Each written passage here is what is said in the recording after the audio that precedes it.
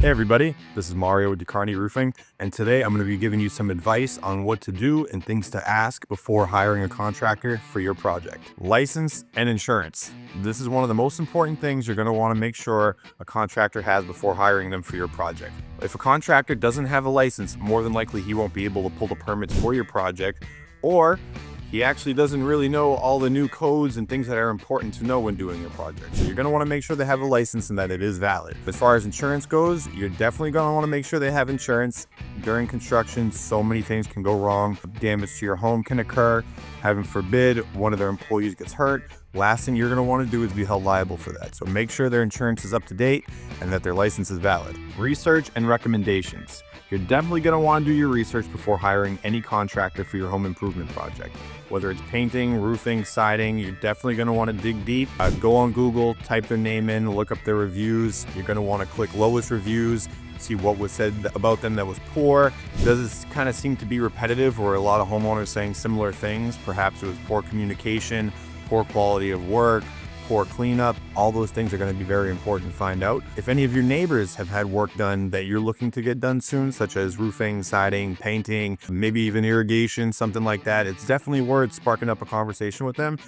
Hey, who did you use? How was your experience? Did they do a good job? Did they clean up well? Was the communication good? All those things are going to be very important when determining whether or not to work with a contractor for your project.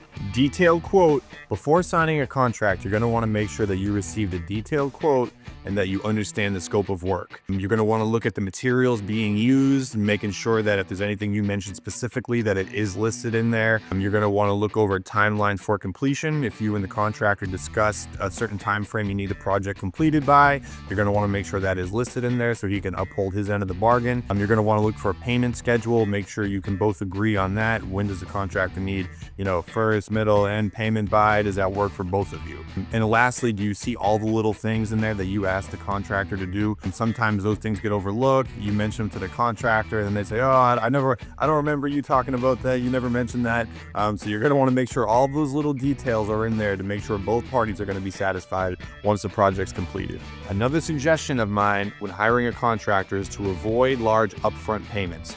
Unfortunately, there's a lot of scammers in the construction industry who want to take advantage of homeowners. One of the ways they do that will be by asking for large payments up front, and then they disappear or the work isn't completed fully.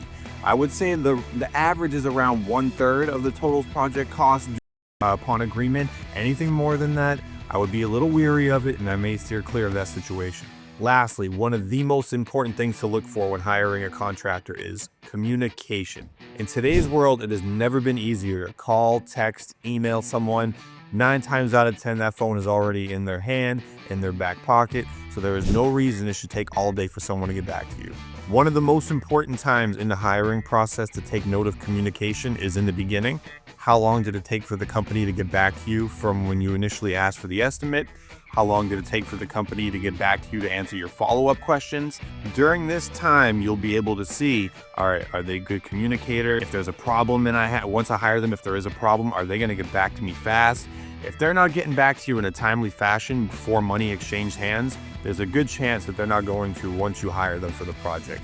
So take note of that. I hope this video is helpful to everybody. If you have any other questions regarding the hiring process for any sort of contracting company, I'd love to help. Reach out to us. I will take care of you. Thanks so much.